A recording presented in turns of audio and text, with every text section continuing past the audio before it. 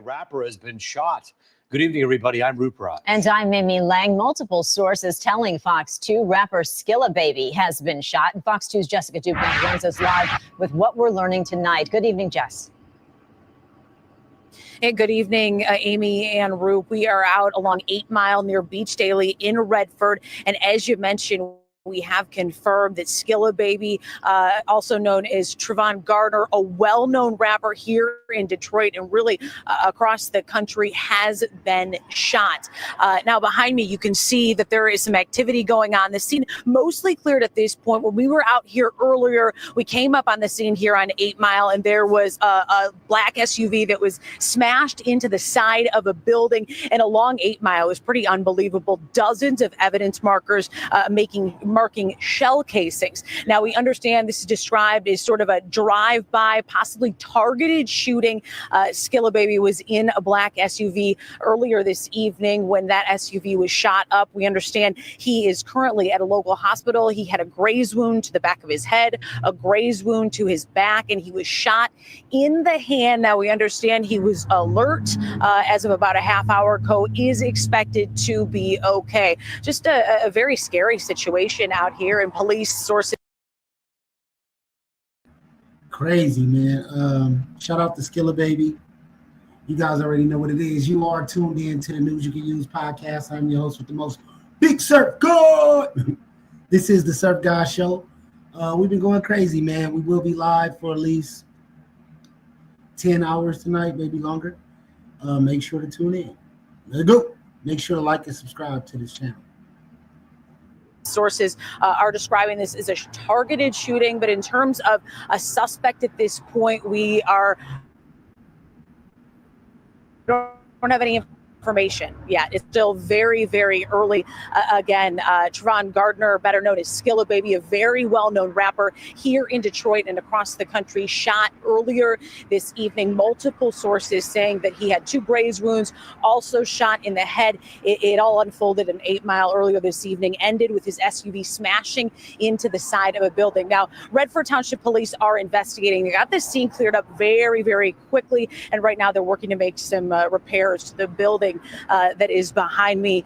But again, we are happy to report that Skilla Baby is alert. Of course, Redford Police investigating. If you know anything about this shooting that's described as a targeted drive-by shooting, you're asked to call Redford Township Police. For now, reporting live, Jessica Dupont, Fox 2 News. Well, certainly, Jess, you hear about a shooting, you hear about something that may involve being shot in the head, and your immediate concern is that it's going to be pretty bad. I know that there are prayers going out all over social media for Skilla Baby.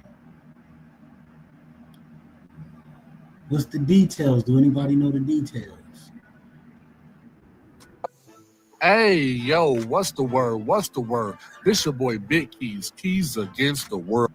Let's jump into some more news, people.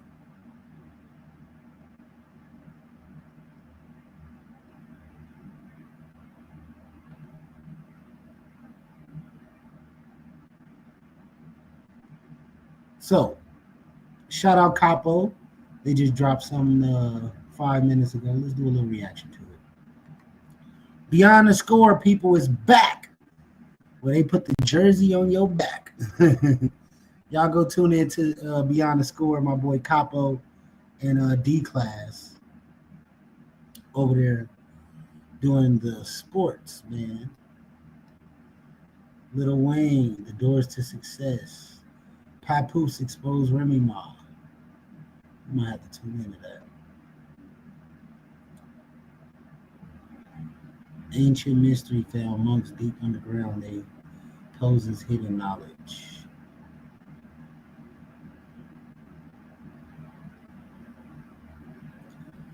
Did Kid Cudi show Rico JLD during his Diddy trial? Cassie statements. I'll be right back. I went downstairs and got the cars and put them right in front of the door. Big car and our car. We've seen that. Let's jump back. Yeah, Skilla Baby, man, that's unfortunate, man. Hate to hear that. Whack 100 exposed DJ Vlad for lying about 6 years in prison.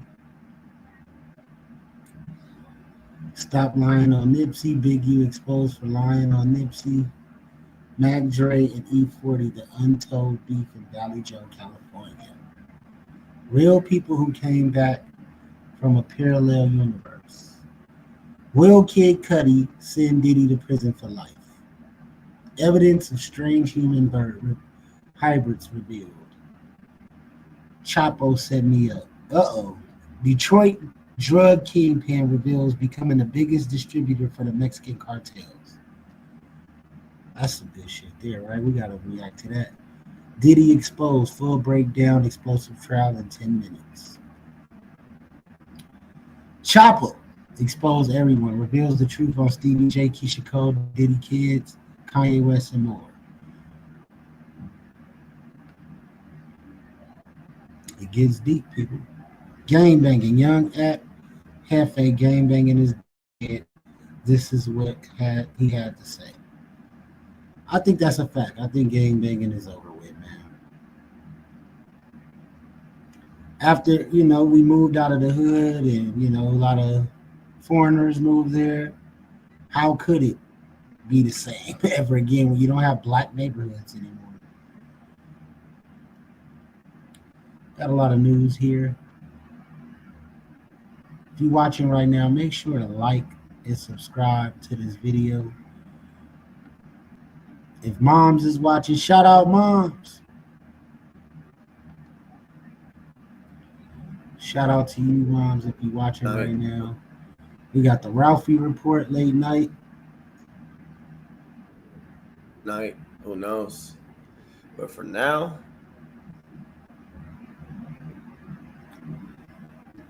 Ralphie got it lit over there. She's a fraud. Remy Ma panics after being exposed by Papoose. He leaked audio. I don't know if nobody really cares about y'all relationship, because I don't. DJ Khaled, Snake Nipsey. I think I've seen that. I've seen that already.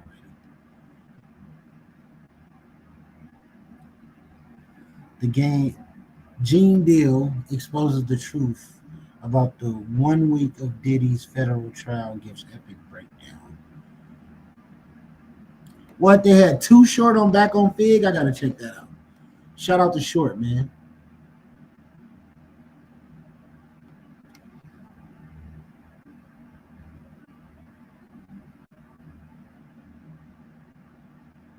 Tupac's last Diddy recording exposed Diddy.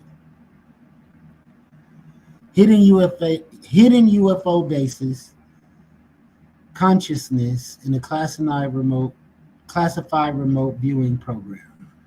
Okay.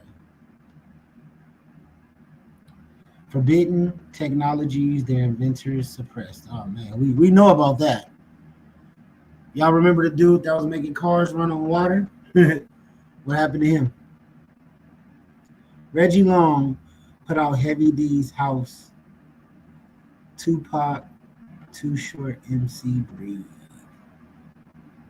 Exclusive. Charleston White tells all, cheating on wife, celebrity scams, court cases, and more. On Tasha K. Man, Tasha K get a lot of backlash, don't she? That's So Trainwreck, the Orlando Brown story. New evidence shows Big U direct link to Tupac's murder. Man, I don't believe that. None whatsoever.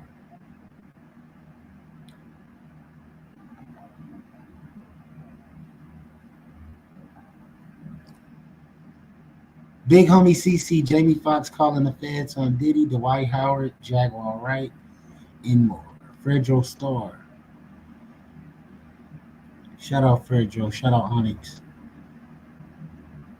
Piers Morgan and congressman face off about Megan Thee Stallion's situation.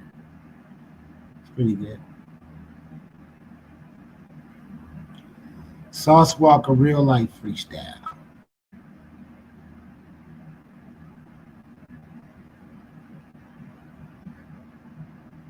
I would click it and let y'all listen to it, but as you know, they love to give copyrights, and I ain't taking no copyrights, man. Finally, academics react to Meek Mill addressing the matching outfits in Diddy and Little Rod lawsuit. Trap Boy Freddy full interview on Cam Capone News. Welcome to the Streamer University. That's pretty dope. NASA was hiding this. 50 Cent on Diddy allegations. Real reason Drake's lawsuit. This is a long time coming. We got the GOAT, we got the King of New York, and the man who everything on his Christmas list this year. 50 Cent. Let's go. I'm happy to finally be here. I'm here watching y'all. Alex told me that back in the day, you guys ran him off his corner. Yeah, you gonna start right there. I just said you gonna start right there. He said right away. Huh? He said like, he had a little corner at Fall Rock, you know. You probably know about it too. We was in high school, had a little couple corners, and just one day, a few dudes from Jamaica was on the corner, and it's like, it's like, yeah, I got it. Let's go to busy, bro.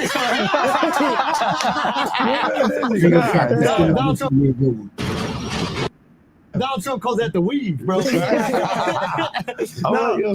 No, we've been doing all right. Things been doing pretty good, you know. 50 Cent pulled up to the show at Madison Square Garden, and things worked out after that. That was fire. It worked out. They didn't need me there. It was sold out already. So I wasn't surprised. Nah, but that's He's so long. bro. I'm like this. Yeah, I'm in the right place. I know I'm in the right place, but I ain't had to do nothing. Everybody is here. Yeah. Bro, it was crazy because I had no clue what to expect. I didn't know you guys were gonna do like a show. Yeah. Like it's a real show. I want to perform for like look. There's certain guys that like you see how he came to Human Harmony. Mm-hmm. Our relationship is a little different. If he does a favor for me, I'm gonna return the favor, bro. Like that's not gonna be a point that I don't. Now I will say you did that even before I did anything, man. That's love. Yeah, and I'm looking at it going, nah, it's cool because I'm a fan of it. Respect. Right? So, like, but I don't understand what got into you. This made you say you was gonna fuck Kendrick. Whoa. I said make sweet love. Sweet love. I read the straight fuck. No. No, we wouldn't. No, it's not. Look, you know what? I apologize, guys. Yes, this is your camera right here. This is from years and years of trauma. This comes from abuse from the neighborhood that I grew up in. This comes from a lot of different things, and make sweet love. I heard fuck. I did too. I don't know what made him say that, but he knew he was going viral with that one. I don't know why I registered it that way. And then look, for people to write petitions behind it, it's crazy. It's crazy. That is crazy. Because I mean, look, you saying, look, I'm a comedic coach. I watch the comedians. I enjoy them on another level. You are a comedian. What I appreciate about it is they are invincible. Yeah. When I watch them, I look and I go, there's no point that you could do something that actually damages what they developed. What they built, like you know, like they go, like in any case, like Cat Williams could fight a 15-year-old kid that is his height, and not do so well, right? I didn't like the decision on that one. I didn't like the decision. I didn't like the decision. I hear what he's saying. Like comedians, because they're comedians and they're supposed to be funny, and a lot of things that they're saying aren't factual. Some of it is. They get away with murder, basically. So yeah, that was 10-8. That was 10-8. That was 10-8. That was close. It was That's close. one of those ones where you need a do-over. Right? But it does no damage to Cat Williams. He's still that guy. Yeah. I was watching Jamie Foxx's new piece, right? Yeah. And he mentioned Cat in it. Like it meant to me, it meant that he had to be relevant enough. Oh yeah. For Jamie to include it. It was like, and I didn't know what. Like I went to laugh. Like when if Andrew's gonna do something, I'm already. My mind is prepared. I'm conditioned to laugh. I'm waiting for the punchline. So that shit put me on a roller coaster. Yeah. Laughing, talking about death, crying. you know what I mean? He went to a place that I was like, oh man, like it was like my eyes was almost got emotional. Yeah, right? I'm like, what is going on here? Yeah. You were supposed to make me laugh. I'm not sure I'm prepared to be doing all of this extra feelings. Let's see what Jamie Foxx got going on, because I haven't really seen Jamie since The Situation. Oh, he has a new Netflix special. That makes sense. Before we begin, Viewer discretion is strongly advised. The following is for educational and entertainment purposes only. This is the verbatim federal courtroom testimony of the Sean Diddy Combs trial, as reported by Inner City Press. When Jamie Foxx entered the courtroom, no one expected what he was about to say. For months, rumors swirled. A mysterious medical emergency, cryptic Instagram posts, silence from friends, and whispers that someone was trying to end him. But now, under oath and in front of the world, Jamie is breaking it all open. He's naming names, revealing what he saw inside Diddy's infamous parties, and exposing the dark truth behind the industry's most powerful elites. With his voice steady, but his hands shaking, Jamie declared, "This wasn't just a health scare. This was a warning, and I survived it." What follows is a testimony packed with secrets they swore would never see daylight. From missing footage, to hush money, to the people who told him, "Stay quiet, or you're next." This isn't a conspiracy theory. This is Jamie Foxx's story, and it might be the most explosive moment of the entire trial. Jamie Foxx took the stand wearing a tailored black suit and a face that showed every ounce of the storm he'd weathered. The courtroom was frozen in anticipation. He hadn't spoken publicly since his mysterious hospitalization, and now, instead of a press release, it was sworn testimony. "They told me not to come here," he said calmly. "They said, if I talked, I wouldn't make it to the courthouse." His statement hit like a freight train. Jamie's voice didn't shake, but the weight of it carried through the room. He looked directly at the jury. "But I've already been through hell, and if I don't say this now, I may never get another chance." Jamie explained that before the so-called medical emergency, something far more dangerous had already begun. He started noticing he was being followed. Same black SUV, different cities, and no license plates, he said. "I knew I was being watched. I just didn't know why, yet." Then he detailed an incident just days before his collapse. "There was a confrontation on set. Someone I didn't know tried to shake me down for $35,000. Said they had footage of me at a party and that it could change everything if it got out. I didn't know what the footage was, but I knew who sent them." Jamie says he called the cops immediately, and the person was removed. But the message was clear. Someone wanted leverage, and someone wanted silence. He then told the court that for weeks before that, he had received anonymous texts, strange numbers, no contacts, saying things like, "Don't forget who made you," and "You've seen too much." He brushed it off at first, thinking maybe it was a prank. But when his assistant got an email referencing Jamie's daughter by name and the school she attended, he knew this was serious.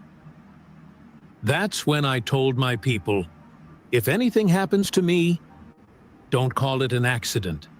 And if I go down, make sure the truth doesn't." His testimony wasn't angry. It was surgical, controlled, like a man who had rehearsed this moment 1,000 times in his head. "I almost died, and not because of a random stroke or a vaccine or some medical complication. I almost died because I knew too much, and I started asking the wrong questions."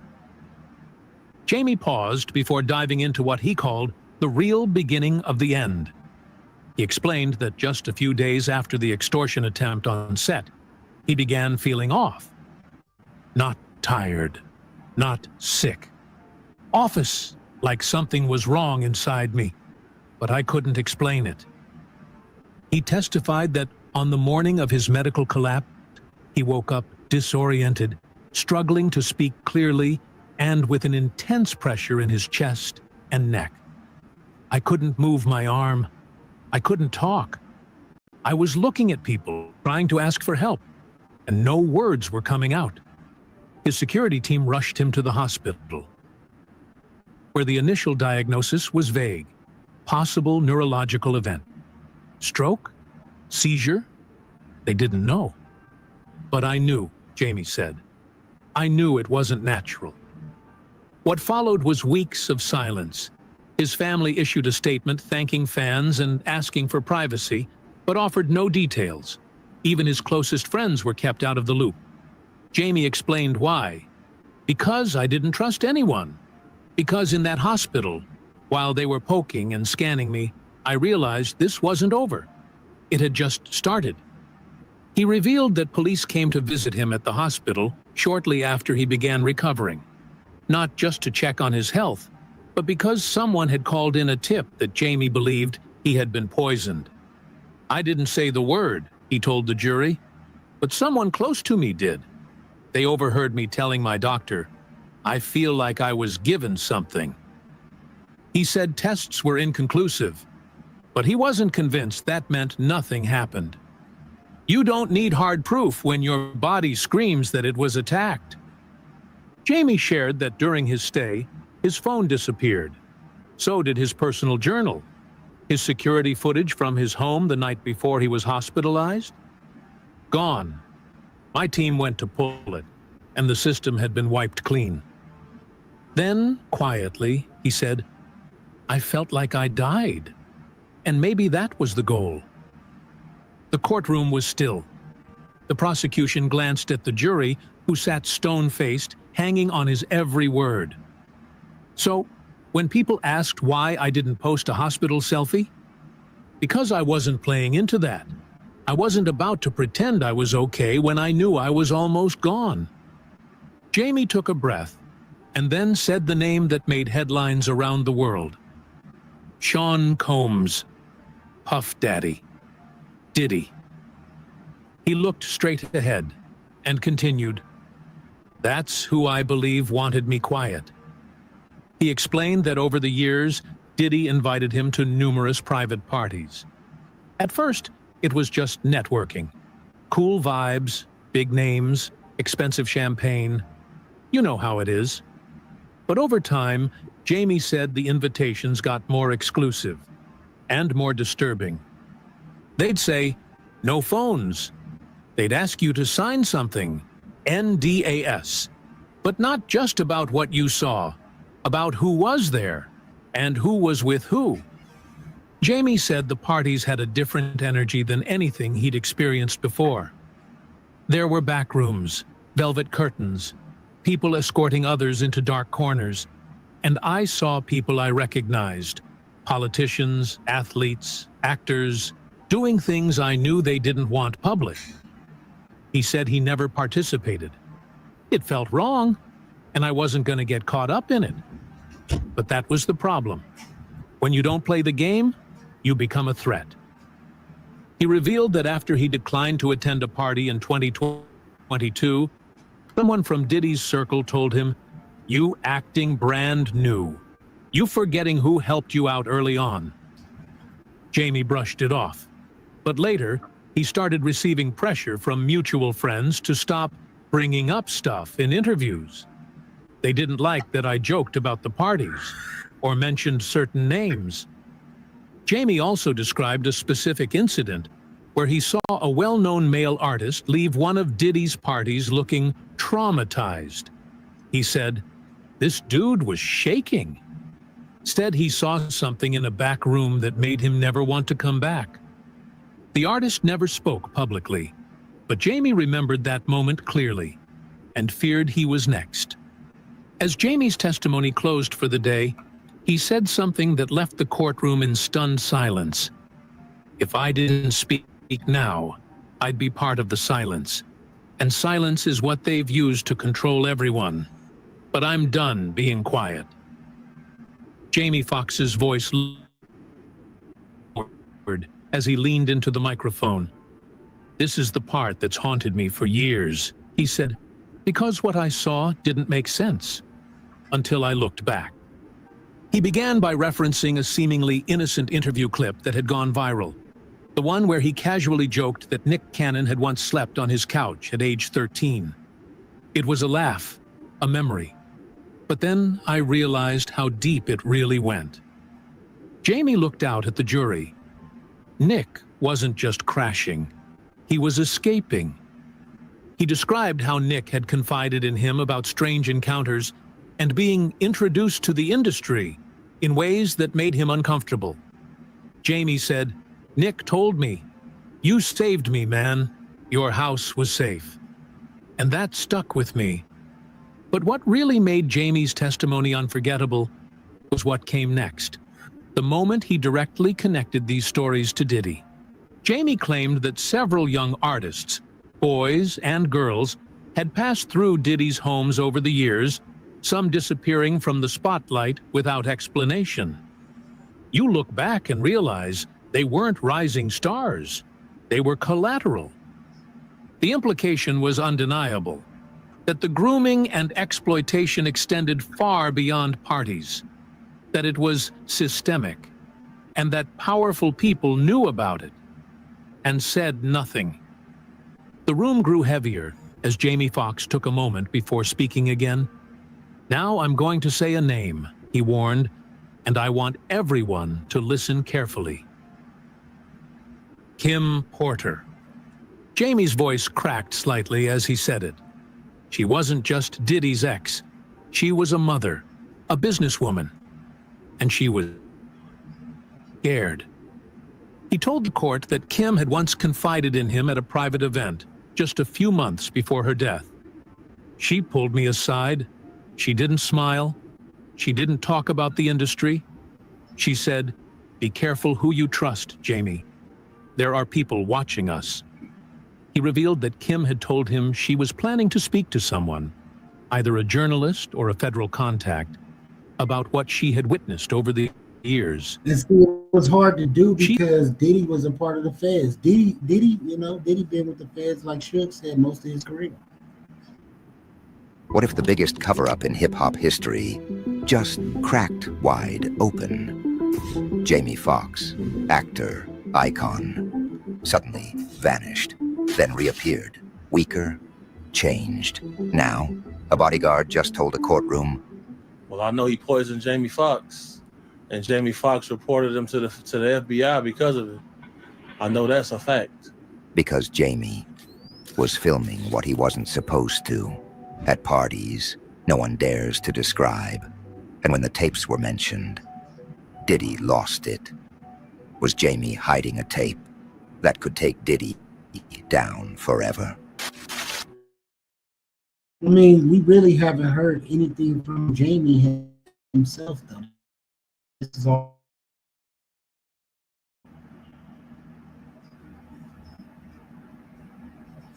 Jamie Foxx speaking out today after an altercation inside of a restaurant. This happened last night at Mr. Chow. A spokesperson for the actor says someone at another table threw a glass at Foxx during his birthday dinner. The internet said that Puffy tried to me. I left them parties early. I was out by 9. Something don't look right. It's slippery in here. I would show up to the party in my little town car. This town, you know, I grabbed a town car so I could skirt. Puff the SUVs and the Bentleys, the whole night. He get out. I get out too with a camera.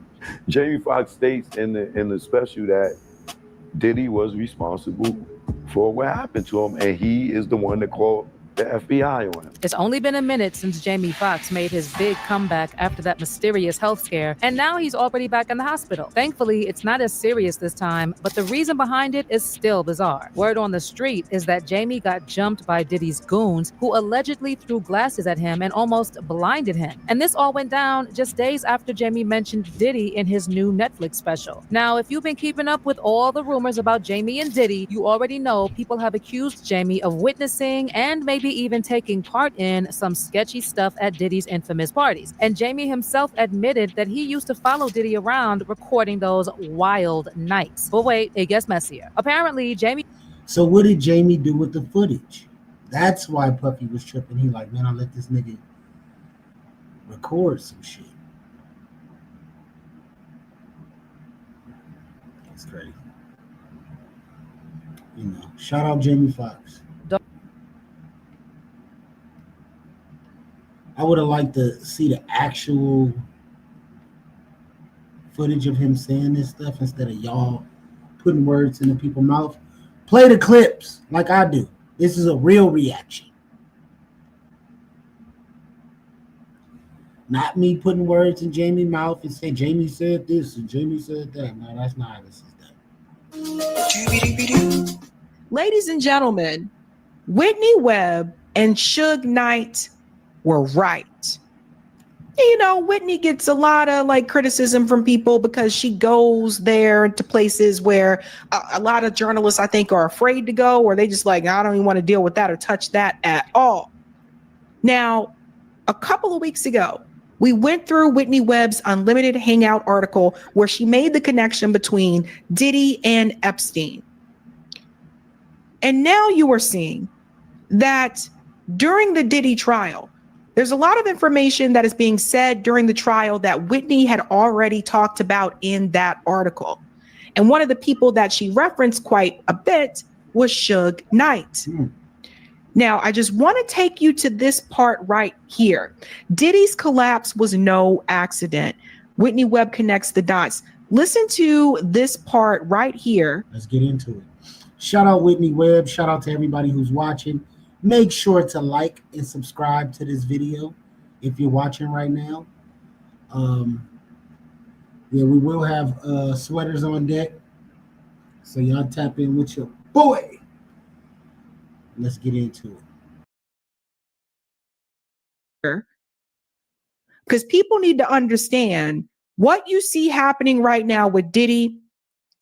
This was always going to be a part of the plan at some point. Like I said, Diddy is not the head of the snake.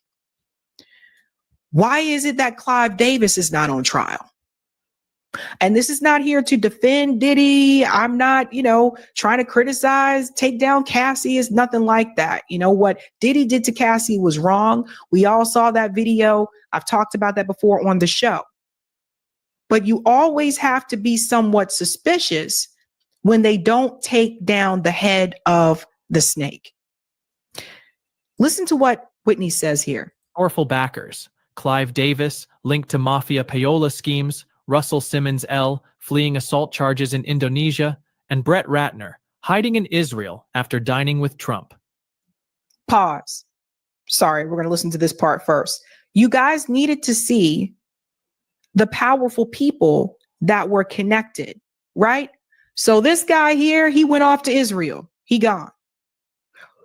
Russell Simmons, we talked about, didn't he flee to like Bali? Right? But look at who's on the stand. These kingmakers used drugs, sex, and mob ties to control the industry. Now, as Diddy faces trial, will the real puppet masters finally be exposed, or will they keep pulling strings from the shadows? Diddy's empire exposes music's dirty secret, a web of mob money, CIA ties, and prison industry schemes. Brett Ratner's Lansky-linked mentor Al Malnick perfected money laundering for the underworld, while MCA's mob CIA connections were buried by Reagan. Pause. Do you guys hear this? These people are just straight up criminals, but you don't see them on the stand. Notice how Brett was able to just hop on a plane and go to Israel and said, peace, I'm out. Right? Notice that Diddy was not allowed bail because they considered him to be a flight risk. Don't you think it's weird that everybody seemed to get the freak out of Dodge right before this went down? Except for Clive. Clive Davis still around, but nobody is coming after Clive Davis. Whistleblowers claim labels deliberately promoted violent rap to fuel Clinton's prison boom, with private prison giant GEO Group cashing in. This isn't a conspiracy. It's how the game was rigged. This was something we talked about before as well, and Whitney covered in her article about how they were using hip hop to help promote violence and to fund the private prisons and all of this. This is all connected. The real story? The system protecting these players never collapsed. It just went corporate. Let's watch more clips from the interview. And then oddly around the same time, let's go to the next part here. We'll get back to Whitney in just a second, because now we have to bring in Suge Knight, because Suge Knight just had another interview on News Nation. So yes, he's in prison, but he calls in to like do the interviews. And I want you to hear what Suge Knight is saying about this trial now and what he believes is going to happen to Diddy. Now think about what we just played about the people, the powerful people that have been able to basically keep this blackmail scheme, this sex business blackmail scheme afloat all along. And meanwhile, the people who did go to court, Epstein and Diddy, you know, those are the fall guys, as I said before. Listen to what Suge Knight says here about what he thinks is going to happen. And if you don't believe it, just think about the people he's connected to. Joining us now from R.J. Donovan Correctional Facility is Mr. Suge Knight. Suge, can you hear me? Man, I can definitely hear you. All right. Hey, don't forget, I'm about that life with no freak-offs. That's what I said. I said you weren't in them. I don't need to be on your bad side. What I'm saying, though, is you were mentioned. And is it interesting to you that Cassie mentioned you and that the context was that Combs once had him, one of his guys, both armed, and gave her a weapon to go to a diner where they thought you were going to be, Mel's Diner. Were you aware of this, and what does it mean to you? Well, number one, I was at Mel's Diner, and I didn't leave till 6 in the morning, as usual. But I think if whatever the situation is, it's a good thing they didn't show up because it would have put a big dent in hip-hop, in the culture of hip-hop, because somebody would have got hurt, and I'm quite sure it wouldn't have been me. So does everybody hear that? The claim that Cassie said that they wanted to go after Suge Knight as well? But it's sort of a situation where you think about how lives can change and so many people could be put in danger. But before we answer that, I wanted to say that it's always a pleasure talking to you, but I also want to say that I feel bad that his daughters had to be in the courtroom to hear all that type of stuff. I wish they can maybe put them outside and miss a lot of that because it's always about the kids, especially the women. Women is the most important thing in this world, you know? Listen, I hear you, but from his perspective, he wants people to see on that jury that he is a father, that he has daughters. I mean, you know, they're in there because he wants them in there. But I get your understanding of the calculus. It's certainly making a lot of people uncomfortable. When you hear about this picture of Sean Combs being painted, that he coerced people, they did what he told them to do, otherwise he would have hurt them, either professionally or physically. Do you believe that perception of him? Was that the reality? I mean, the reality of it is we all got to take accountability, even myself. I'm quite sure if we tell somebody to do something and he tells somebody to do something, I'm quite sure 9 out of 10, they're going to do what they told. So Cassie probably was in a situation where she was trapped, you know? And sometimes you find out stuff, and I ain't trying to take the things away from all what we're talking about, but sometimes you find out things later on that is so bad to you, it just makes your blood boil. I found out recently that allegedly one of my attorneys, David Kenner, was involved in the assassination of Tupac and me getting shot, and witnesses, but that's another. Everybody hear all this stuff? Suge has been releasing a lot of information. Story, but the main thing is that justice for all. This call and your telephone number will be monitored and recorded. I don't think Cassie is in a situation where she has to lie. I don't think she's in a situation where she got to be worried anymore. I think she's in a great place with another baby on the way. And I still feel that Puffy's going to be all right and have a fair shot at it because Puffy he's not a dummy. And I'm quite sure somebody's going to talk to those jurors and convince one or two of them. And that's all he needs is one. So, did everybody hear that? Suge Knight just said, I'm pretty sure that someone's going to talk to the jury, one or two of them. All you need is one or two of them. So he's publicly talking about jury tampering, just kind of out in the open here, like during this interview on News Nation. He's in prison, but still, just making it out and clear. And I want you to take what he just said there and think about the powerful people that Diddy was around. Because some people are saying there's no way he's going to walk. He's done, We don't know what could happen. To Suge's point, if they can get one of those juries or one or two of the jury members to flip, and I think we all can guess who they may be, that's it. Listen to the rest of this. So at the end of the day, it's going to be a real exciting situation, but I think he's going to be all right. Sure. Do you think he's going to be all right because someone's going to tamper with the jury? Is that what you're trying to say? He got enough influence, and I'm quite sure. Don't seem like the prosecution is that bad against him. Don't seem like I think he got some favors with the government. I think they're going to show him a little leeway. It might not. Now he says about the favorites with the government. I seem like it when it's all said and done, but I don't think he has nothing to worry about. I don't think he's worried because he's going to be federal. And if he gets convicted, Trump's going to pardon him. So what's the worry? You think the president of the United States would pardon Sean Combs for sex trafficking? Shit, he pardoned Michael Harris, who allegedly killed a Jewish teenager or had him killed. So they don't care about that. It's all about, what's in it for the long run and what the bucks say and what the power of the people want. Suge, I got to tell you, Trump's not scared. I can't argue with your eyes on the situation because you lived it and you understand the dynamics. And I appreciate you going through all the hoops to call us and weigh in on this. If you're mentioned again or there's something that seems to be in dispute that you would understand, I hope you're okay if we try to come back to you for your perspective. Okay. So Suge Knight says that he believes that not only is Diddy going to walk, but that someone could tamper the jury. And also he said that he believes that Donald Trump would pardon Diddy. But why would Donald Trump want to do that unless there's something that Diddy knows that Donald Trump don't want out there?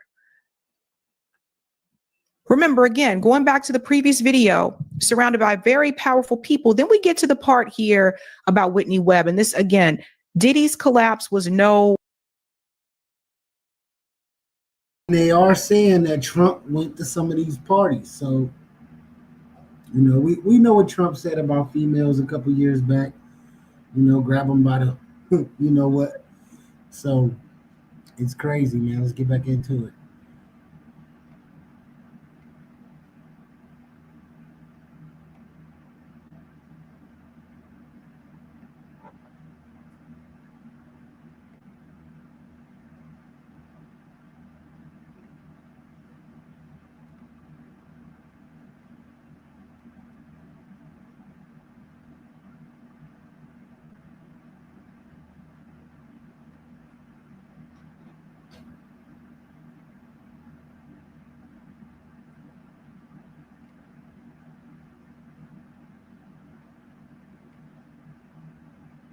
And they're eating and they got jobs and we over here struggling.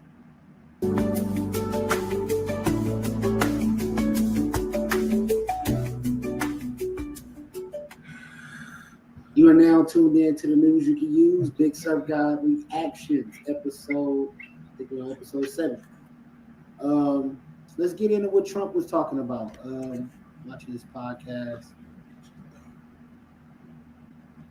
Trump tariff scandal explained. So while they're bringing all the companies back and while they're not exporting with China anymore. And what happens is they're made over there and then they're shipped to the United States and then they're sold to you guys somehow, right? And you would think that that's all fine and good because you're like, well, hold on, this is an American company. I'm supporting an American company. And it turns out that the details are a little bit more complicated than that.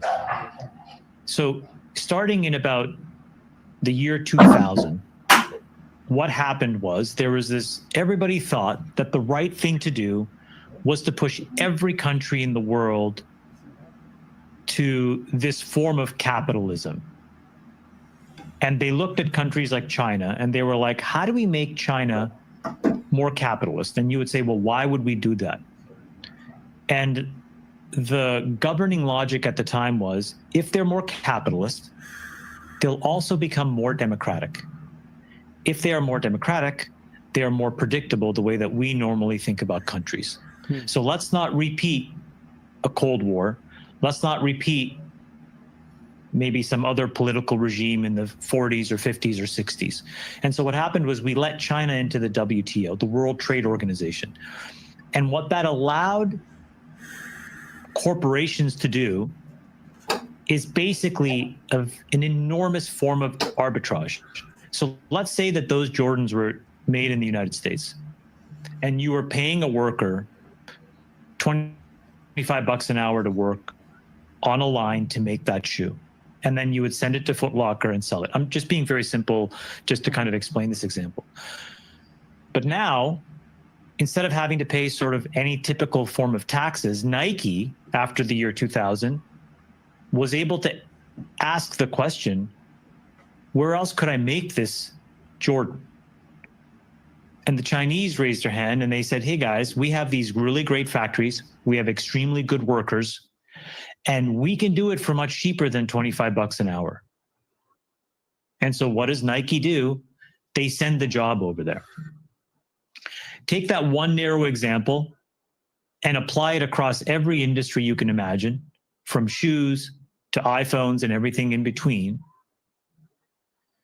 And what has essentially happened over the last 25 years is we have hollowed out an enormous part of the middle-class economy in the United States.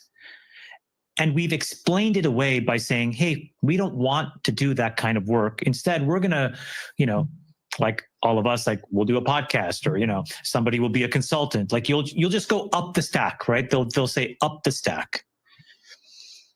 And so over the last 25 years, that's been happening. And all of these other countries have benefited from America's largesse. And the reason you can say that is we are the big buyer of record for everything, right? We have the largest economy. The way our economy works is we are all buying shit, all kinds of shit, all manner of it, from that water bottle to that shirt to that hat. 80% of our economy is just consumers buying stuff. And the rest of the world makes an enormous amount of money by feeding that beast. And so you would say, okay, well, what's wrong with that? Now the cost of Jordans is much cheaper. The cost of that, those jeans are cheaper. Life is good. Except it's not, it's more complicated than that, which is then when we turn around and we try to sell our product into those same countries, instead of it being allowed to just come in so that, I'll make an example. Let's say that hat is made in the United States and we want to sell it to somebody in Cambodia or Vietnam. The same way that those dunks enter the United States with no tax, we would expect that hat can go into Cambodia and Vietnam with no tax, but that turns out to not be the case. And why is that? Are they trying to protect local businesses? It's a great question. I think that for every country, the answer to that question is different, but it typically starts with how can we generate revenue for ourselves? I don't think they have a competitive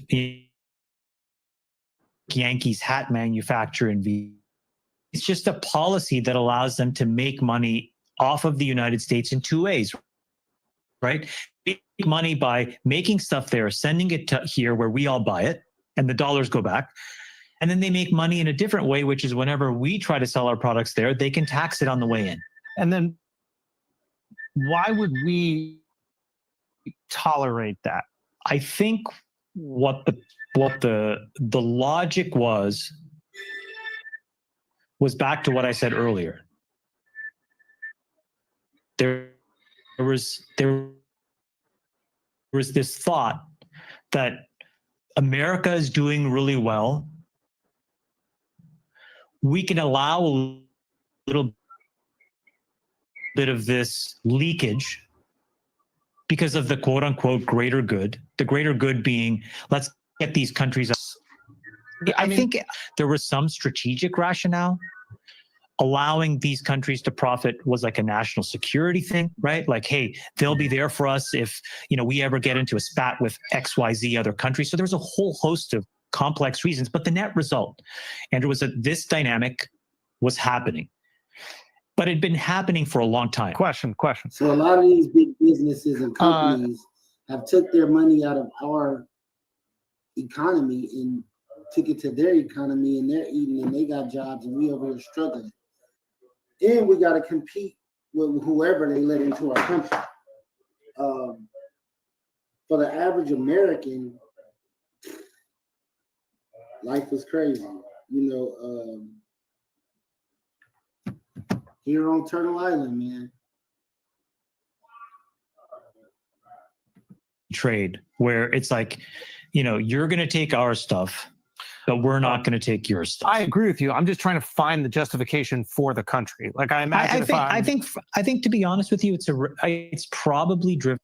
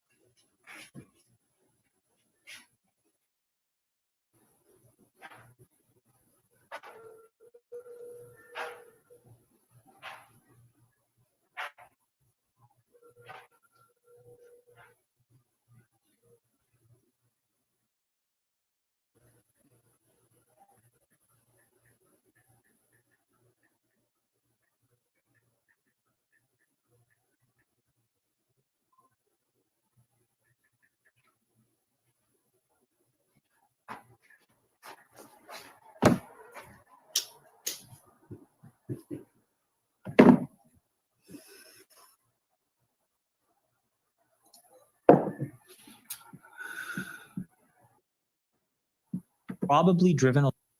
I done paused the whole.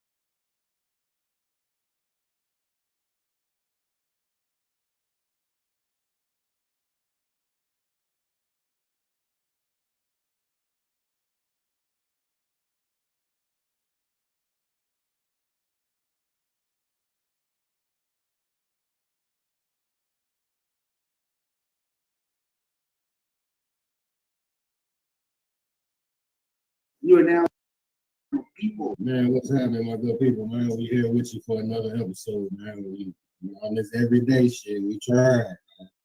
We ain't trying, we doing, man. I think we've been killing it too, man. I'm gonna give us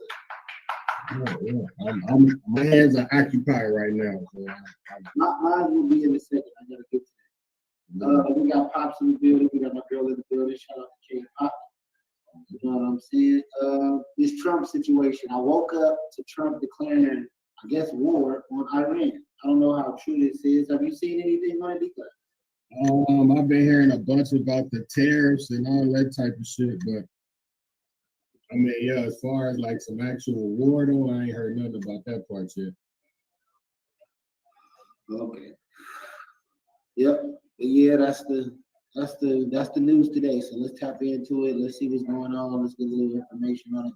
Because I schemed through. I didn't listen hard enough to. I don't even know what they got into it about. Like, what the beef is over. Yeah, all I know is like I know they say to basically tomorrow morning at 12:01, like the automotive tariffs go into effect. So like basically any car parts, anything like that you getting from overseas, that shit gonna have hella tax on. Well, you know what though? Trump been saying he's gonna shut down all overseas. Like, that's good because now everybody has to manufacture in our own country. We got enough technology. People got to stop being lazy. These are new markets that's about to open up. Yeah, because like they said, basically there is not one car that's fully made in the U.S. That don't make no sense. We should be making cars. But when all the car companies left America and went to these other countries for cheap labor, left Detroit and Motors, different places, man, look at the economy there. Look what it did to our country, bro. Yeah.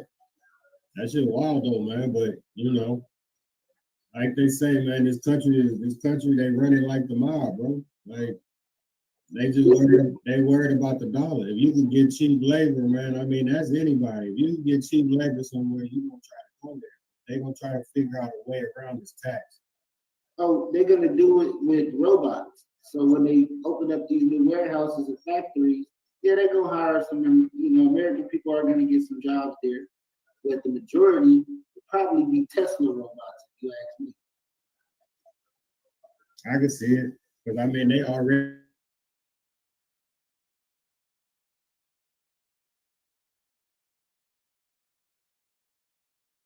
got, like, Amazon warehouse. It's going to be like, hey, B-class, what do you think about? I sit here and hold a whole conversation with them. I don't want a robot version of me. I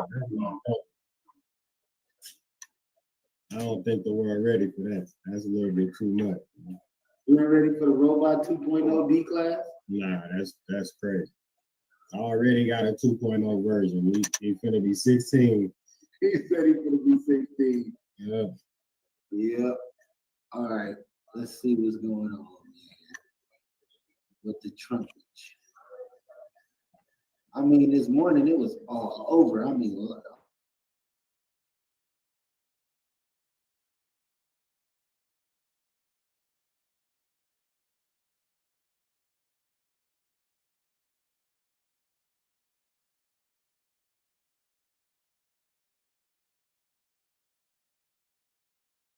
Continued against traditional headquarters locations, weapons storage facilities, as well as detection capabilities that have been used to threaten maritime shipping in the past.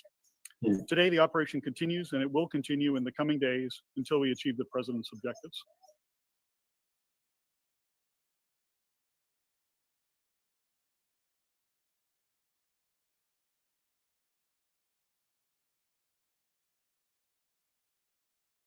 Thank you.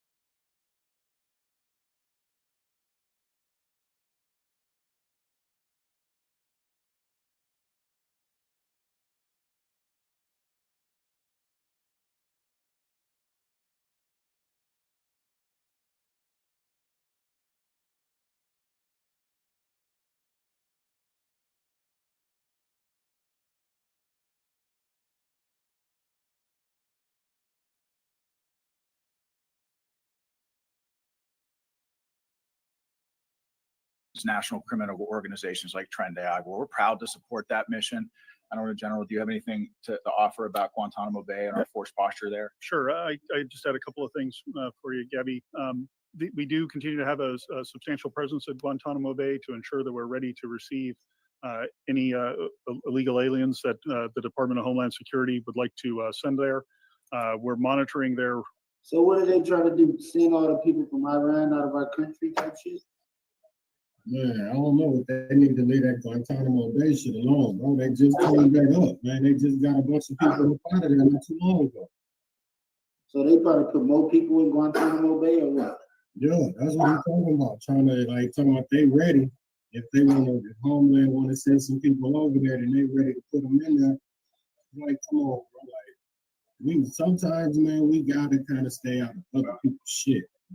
That's what's the problem. We always try to come to everybody else's rescue, but if we go to war with the world, we on our own. Yeah, but that's like one of the videos I seen this morning, man. Dude he say a lost art is minding your own business. Facts. OPP, other people's problems. I don't get in other people's shit. I stay out of people's shit. I got my own guy. For real.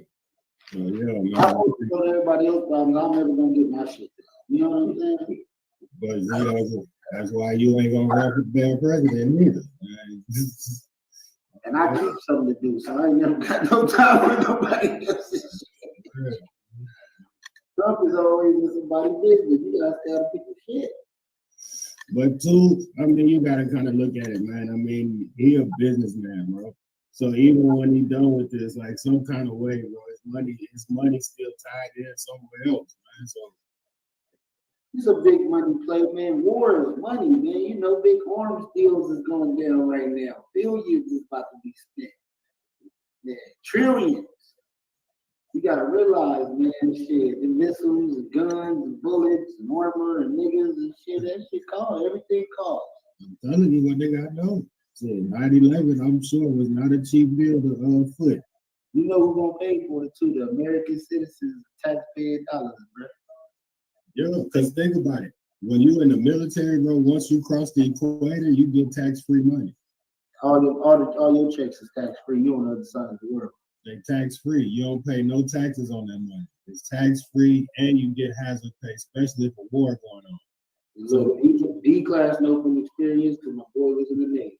So low key, anybody that's trying to find a quick little money grab, and you don't mind going to war, bro, now's the time to go to the military. You want to have one drop you up at the doctor and I'll pick you up.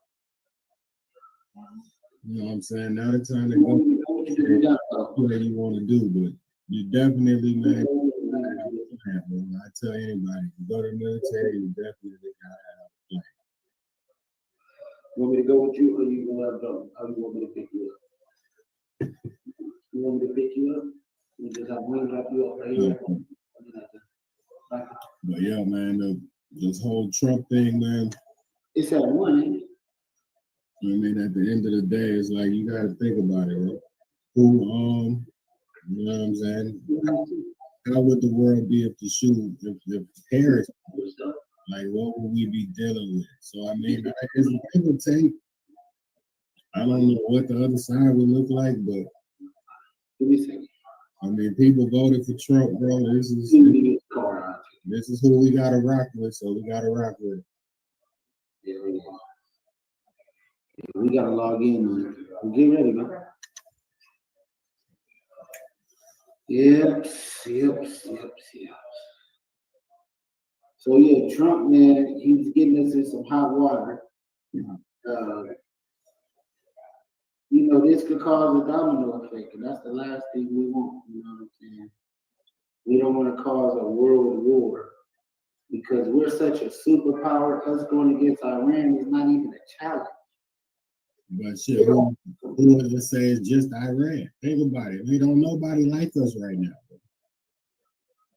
What could Iran do that's gonna like? The fight is gonna be on their soil for sure. They're not gonna make it nowhere near here. We're not gonna have another 9/11. It's just like they definitely gonna lose. Like we're gonna occupy the country after that. That's what happens. You know how it goes. think about this. Think about this in street terms.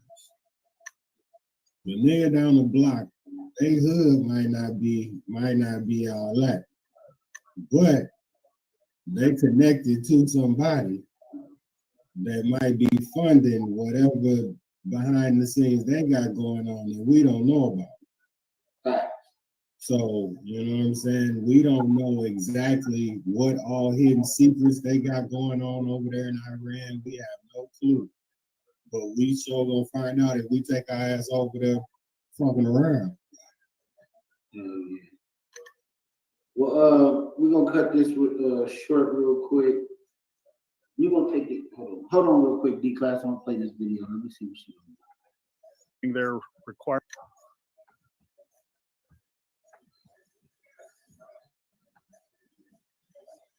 Their requirements closely, and we're in daily contact with them to make sure that we can meet them to the best of our ability.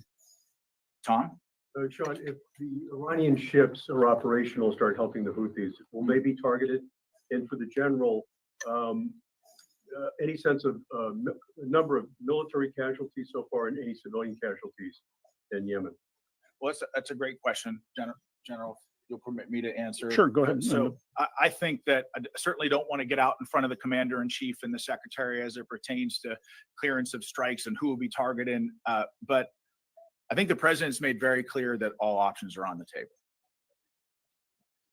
Yeah, Tom, just on your question of casualties, military casualties, we have some initial estimates. I hesitate to say what they are because they're very much estimates at this point, but I think in terms of dozens might be a safe overall characterization.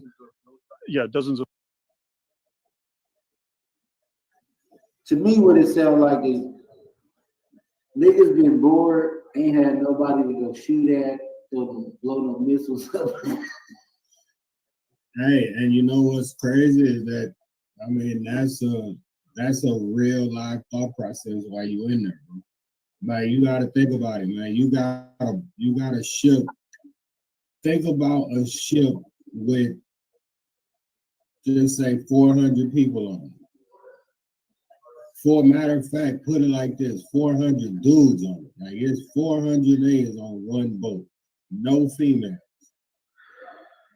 And you got nothing but just built up aggression, bro. Like, man, please, bro. Like, anytime you get a chance to shoot the gun, get to do that, man, you be hyped about that type of shit, man. You know what I'm saying? Like, that's crazy that that's how they have you while you in there, man. That's a fact, though. You ain't never lied.